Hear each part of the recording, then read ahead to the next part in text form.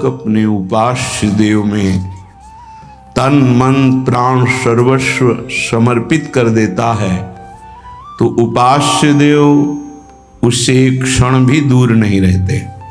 यही उपासना का अर्थ है। सदैव अपने इष्ट के समीप रहना उपासना, समीप रहना भाव से, तन से।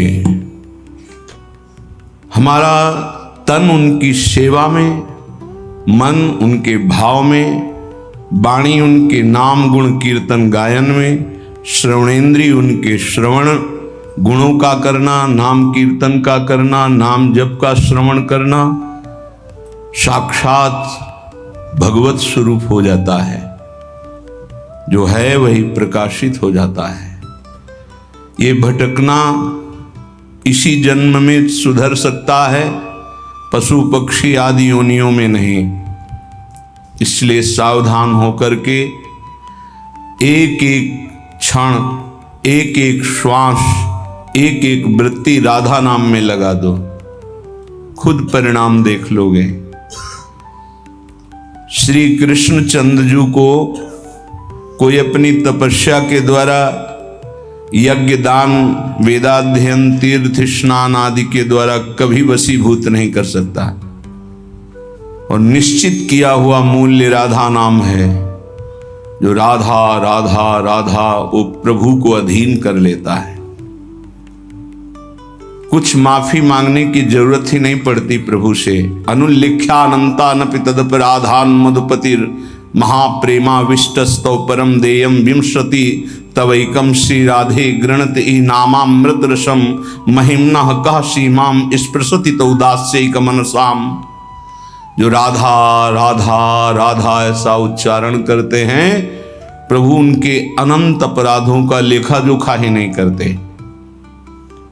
श्री जी के नाम की ऐसी महिमा है। फिर जो श्री जी के चरण दास्ता में अपने जीवन को लगा दिए, उनको क्या मिलता होगा।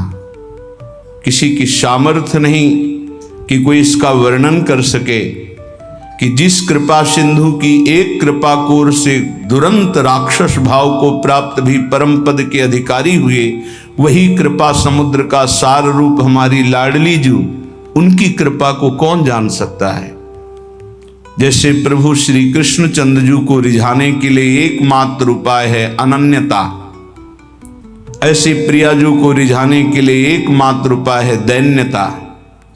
श्री जी के हो के अत्यंत दैन्य हो जाओ तो अवगुण करे समुद्र सम गणत नापनो जानी। ये मेरा जन है, बस इस बात से हम जीत जाते हैं। श्री जी के चरणारविंद में अपनापन हुआ कि हम जीत गए।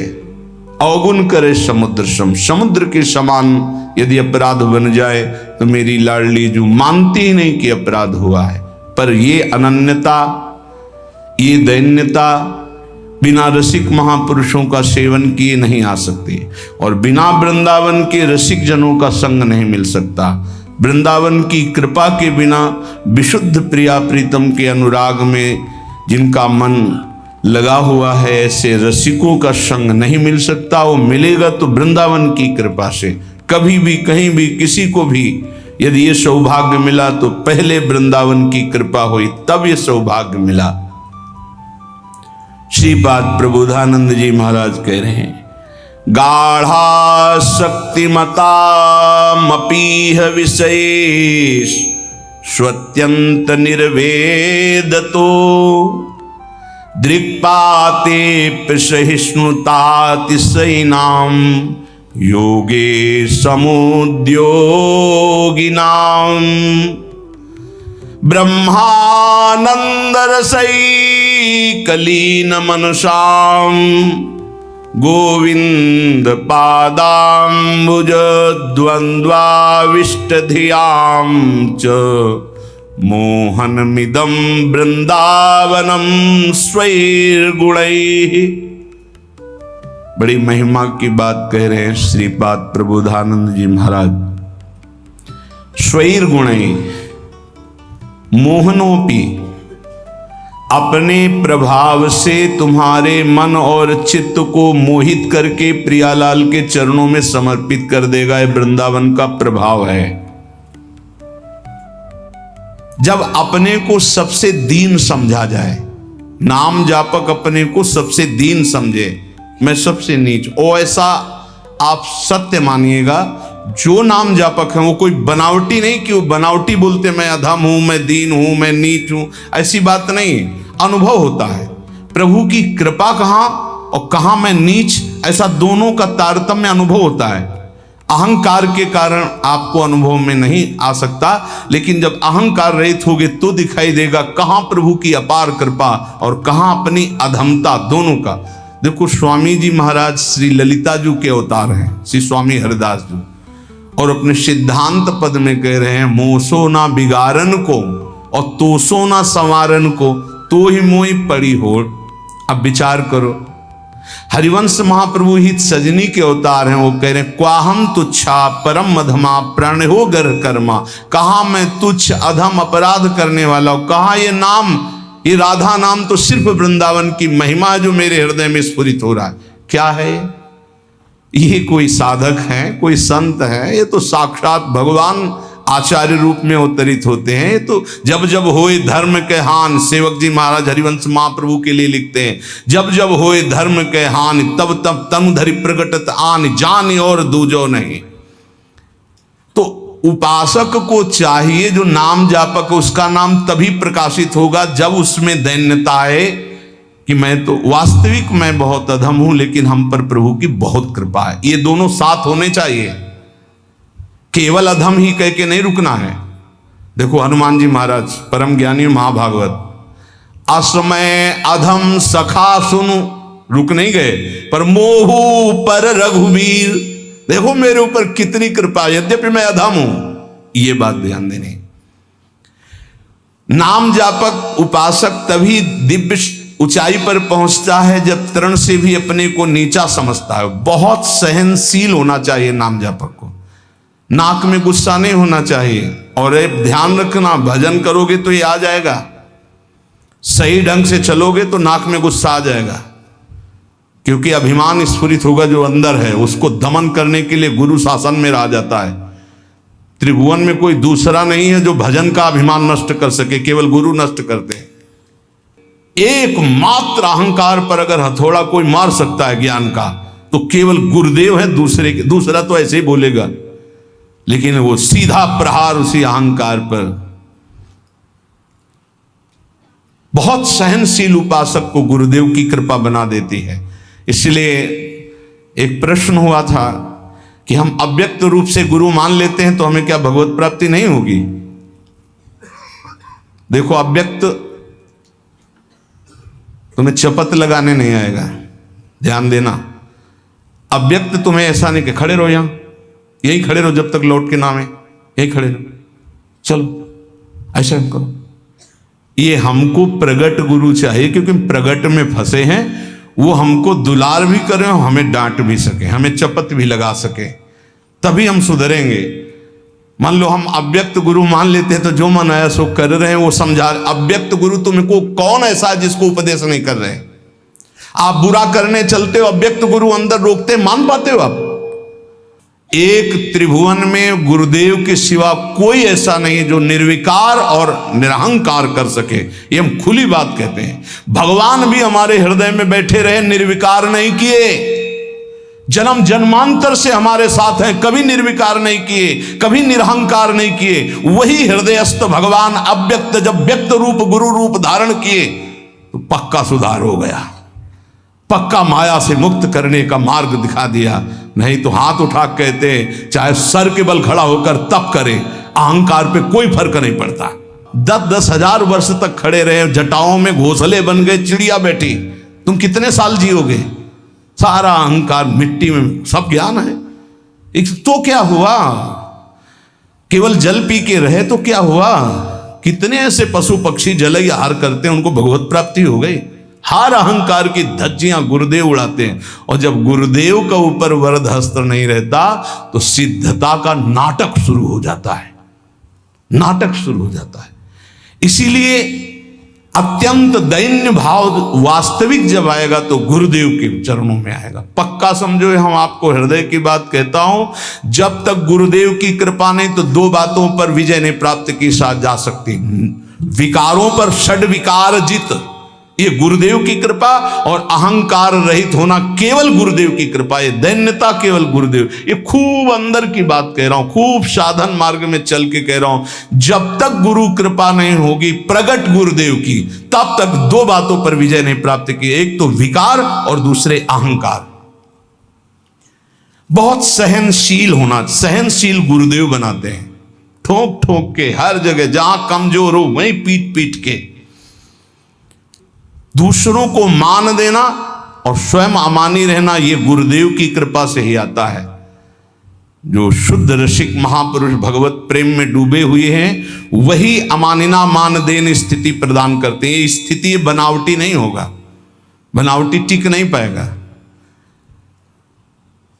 चाहे जितना भारी विद्वान तपस्वी पांडित्य से युक्त क्यों न हो, जब तक वो अपने को तृण से नीच नहीं समझता, सहनशील नहीं होता, दूसरों को सम्मान देना, स्वयं अमानी रहना, तब तक उसमें भगवत भाव का प्रादुर्भाव नहीं होता। ये बात बहुत ध्यान देने की है, नहीं खाली भटकना पड़ेगा।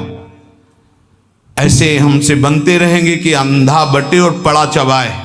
भजन करना कठिन, करके बचाना कठिन, बचा के पचाना कठिन। उपासक को चाहिए कि भूख लगे तो आधा पेट भोजन कर ले, प्यास लगे तो जल पी ले। जो विरक्त है उसे सदैव अपने साधन पथ को पुष्ट करते रहना चाहिए। अपने भजन, अपने साधन, अपना संयम, अपना ब्रह्मचर्य।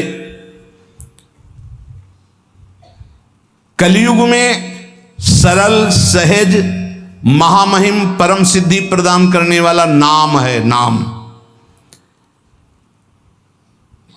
एक बहुत बड़े विद्वान थे, महाप्रभु चैतन्य देव नाम जी की महिमा वर्णन कर रहे थे, तो उसने कहा ये सब हम नहीं मानते, ये शास्त्रों में अर्थवाद कहा गया है।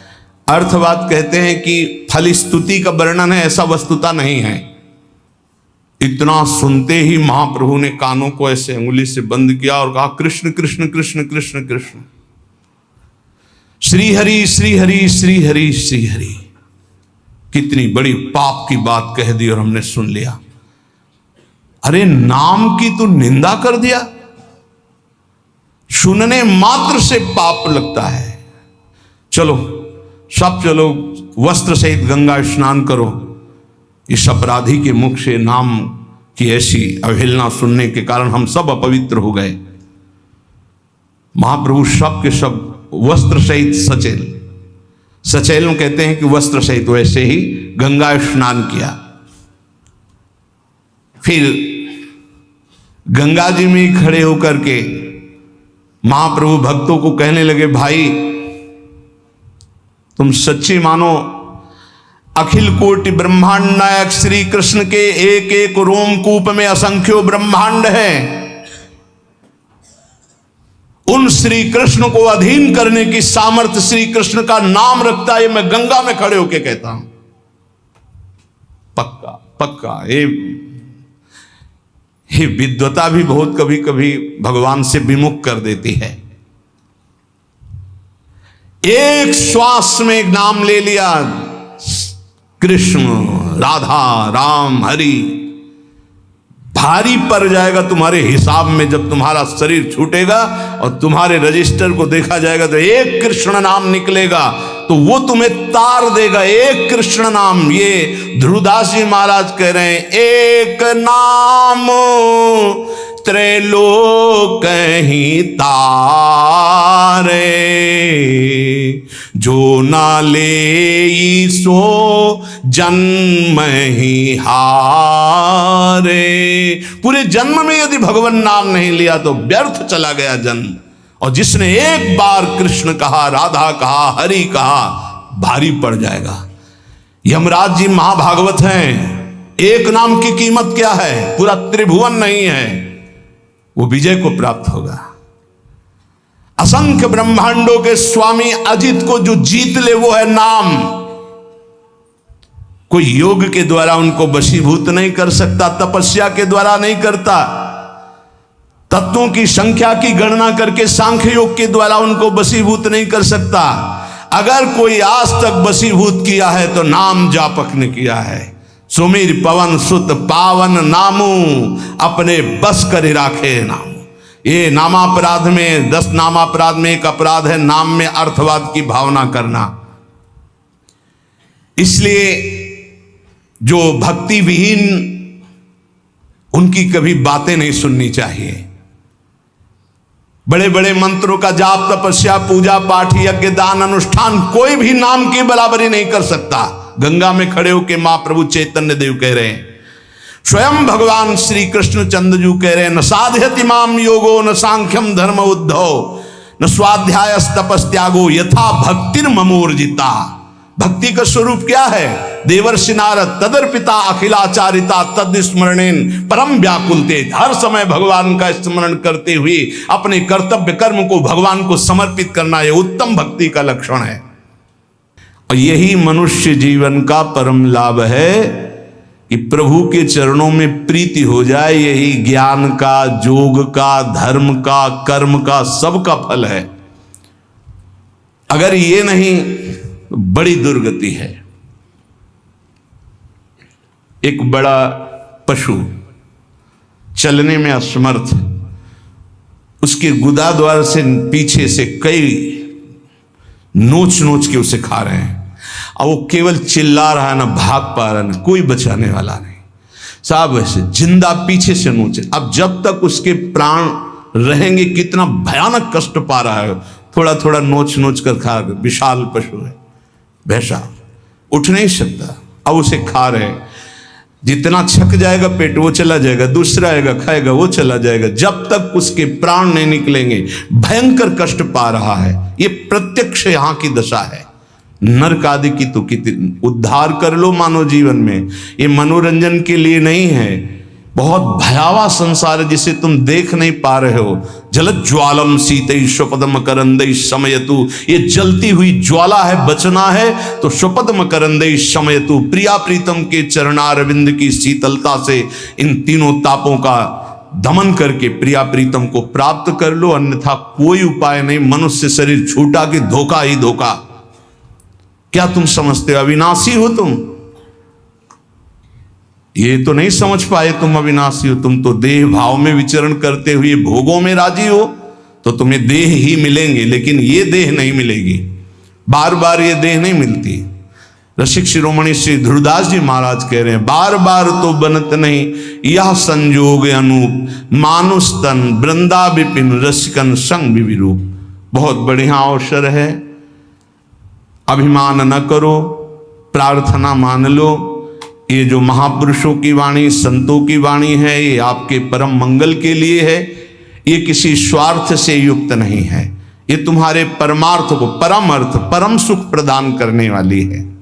कोई कितना भी तुम्हारी निंदा करे, क्षमा शस्त्रम करे यस्य दुर्जना किम करिष्यति, अतृणे पतितो वह्नि स्वयमेवोप शाम्यति। वैष्णव के पास एक महान अस्त्र है जिससे वो दूसरों को परास्त करता है। क्या? क्षमा।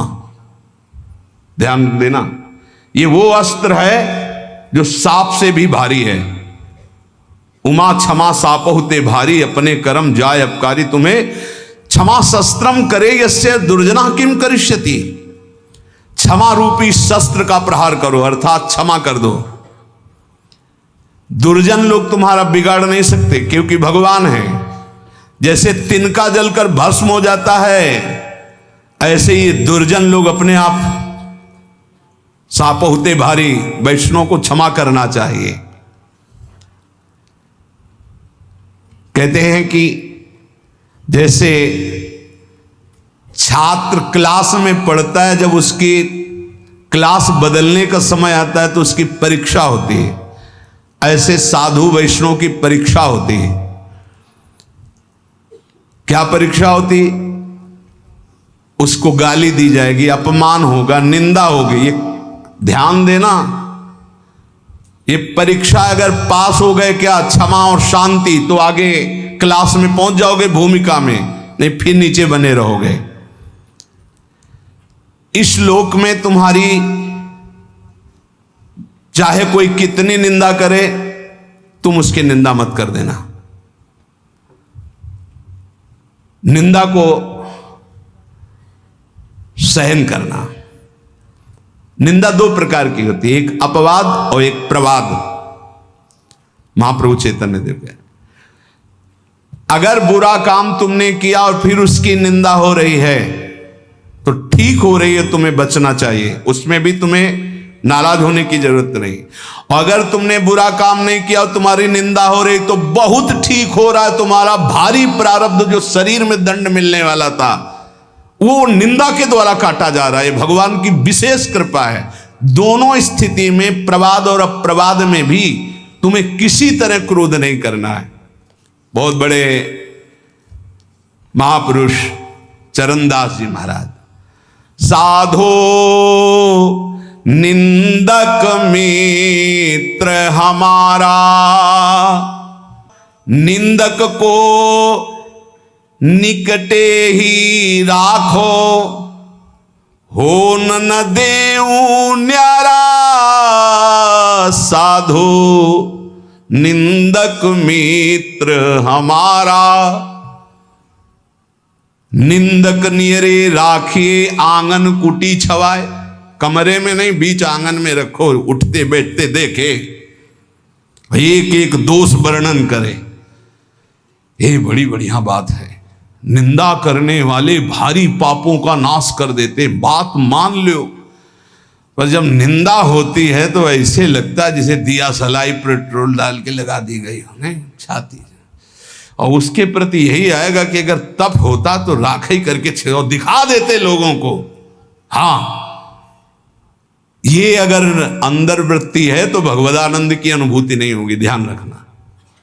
सहना पड़े अपवाद और प्रवाद। अपवाद, यदि गलती हुई है उसकी निंदा हो रही तब तो ठीक ही हो रही, उसमें क्या बोलना है।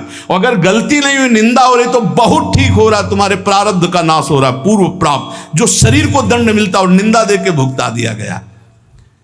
कह रहे निंदक को निकट ही रखो, बढ़िया सुविधा दे के रख सकते हो। प्रशंसा वाले को रखा जाता है नजदीक। खड़े हो माइक में।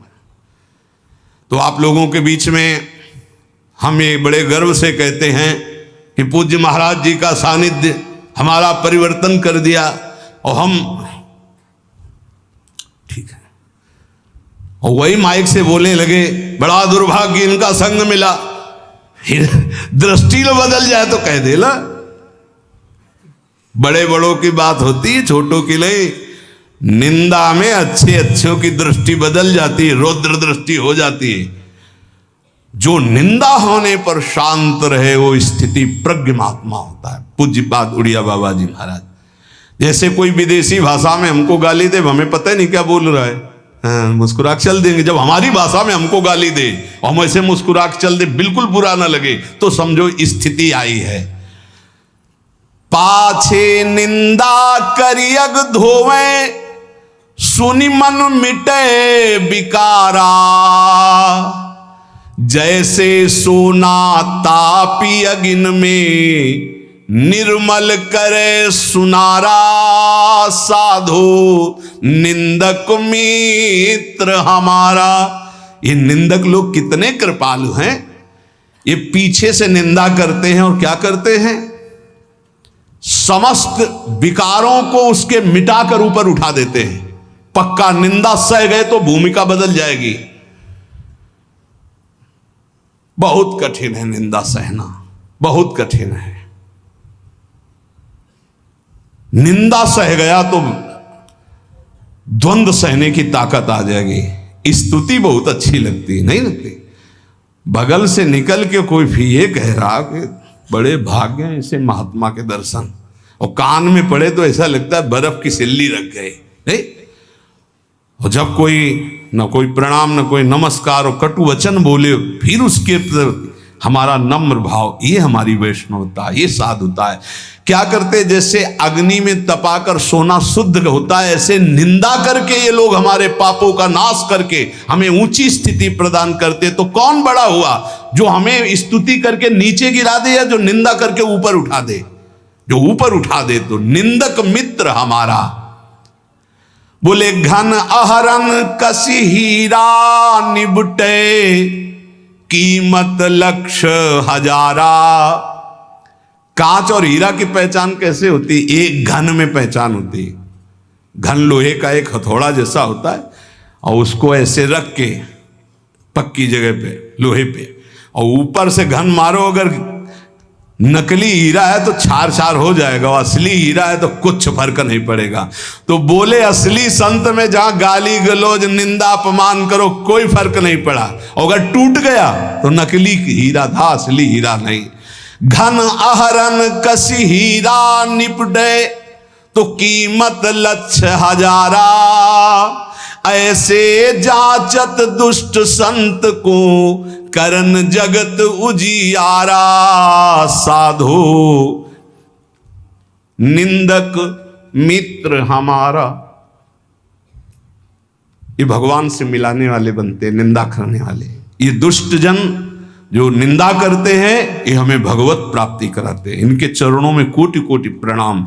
ये संसार में फंसने नहीं देते, छोटी सी छोटी गलती सामने रख करके हमको भगवान से मिला देते हैं, हमारे पापों का नाश कर देते हैं, हमारी बाधाओं का नाश कर देते हैं। जोग यज्ञ जप पाप कटन ही तू करे, सकल संसारा। और बिन करनी मम करम कठिन, सब मेटे निंदक प्यारा। कितनी बढ़िया बात। बड़ी बड़ी साधनाओं से पाप नष्ट करने का प्रयास किया जाता है, लेकिन निंदक, हम कुछ प्रयास भी नहीं कर रहे, हमारे सारे पाप नष्ट कर रहा है निंदा करके। कितना प्यारा मित्र है। बिन करनी मम करम कठिन, सब मेटे निंदक प्यारा। सुखी रहो, ये कोई संत ही बोल सकते हैं, ये केवल संत हृदय बोल सकता है। सुखी रहो निंदक जग माही, रोग न हो तन सारा। हमारी निंदा करने वाला, उतरे भव निधि पारा। ये कोई महात्मा ही बोल सकता है, दूसरे की ताकत ही नहीं। कह रहे हैं निंदक सुखी रहो, इस लोक में तुम्हारे शरीर में कोई रोग ना हो, और मेरी निंदा करने वाला परलोक में भगवान को प्राप्त हो, ये मेरा आशीर्वाद है। क्या संत है, क्या इनका हृदय कौन जान सकता है। सुखी रहो निंदक जग माही, रोग न हो तन सारा। हमारी निंदा करने वाला, उतरे भव निधि पारा। साधो निंदक मित्र हमारा। निंदा जो कर रहे हैं, निंदक के चरणों की स्तुति भाखों बारंबारा। चरण दास कहे सुनियो साधु, ये निंदक साधक भारा। ये निंदा करने वाले भगवान की प्राप्ति कराने में बड़े सहायक हैं। हे साधु, कभी इनकी निंदा मत करना। जो तुम्हारी निंदा करे तुम सह जाना, तुम्हें भगवत प्राप्ति करा देंगे, पक्की बात। इसलिए महाप्रभु चैतन्य देव अपने श्रीमुख से कह रहे हैं कि यदि लौकिक और पारलौकिक उन्नति प्राप्त करना चाहते हो तो तुम अपनी निंदा की कभी अवहेलना मत करना।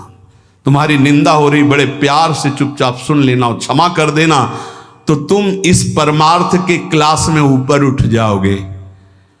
यदि जीवन में किसी के कोई दैवी संपदा की विशेषता और मां भागवती गुण पाए गए हैं तो उन्होंने जीवन में बहुत कष्ट सहा है, गालियां सही है, मारपीट सहे, अपमान सहे हैं, तब जाकर वो जैसे स्वर्ण तपाने पर चमकता है ऐसे वो चमकते हैं। उपासक को लौकिक पारलौकिक उन्नति प्राप्त करने के लिए निंदा, अपमान तिरस्कार सहना होता है। ये सहने की सामर्थ्य, फिर कह रहा हूं, सदगुरु कृपा पात्र में आती है। जो सदगुरु प्रदत्त नाम जप करता है, मंत्र जप करता है और उनके चरणों में दैन्य होके रहता है, उनकी आज्ञा में रहता है, तो ये सब जितनी सामर्थ्य देवी संपदा की वो सब जागृत हो जाती है। खूब नाम जप करें, सहनशील बने, सहनशील ही भगवान को आशय उदार धीरज सहित विवेकी। सहनशील, आशय उदार, धीरज सहित विवेकी, ये परमार्थ का विजयी योद्धा होता है। धैर्यवान, विवेकवान, सहनशील, उदार आशय, सबका। देखो कितना उदार आशय। कह रहे हैं जो हमारी निंदा करे कभी अस्वस्थ ना हो, सुखी रहे, जब शरीर छूटे तो भगवान को प्राप्त हो, भवनिधि से पार हो जाए मेरी निंदा करने वाला। क्या महात्मा का हृदय है, बलिहारी है ऐसे महापुरुषों की, जो अपमान और निंदा करने वालों को भगवत प्राप्ति कराते हैं। पूरे महापुरुषों के चरित्रों में यही तो पाया जाता है। हम ऐसे महापुरुषों के बच्चे हैं, उनकी शरण में हैं, तो जैसे पिता के गुण पुत्र में आते हैं, ऐसे आचार्य और गुरु की गुण शिष्य में आते हैं, शरणागतों में आते हैं। हम सब आचार्य की शरण में हैं। ऐसे सहनशील, आशय उदार, धीरज सहित विवेकी गुरुजनों का आश्रय लेकर हम यही लक्षण धारण करें, खूब नाम जप करें। शेष चर्चा आगे से आधा।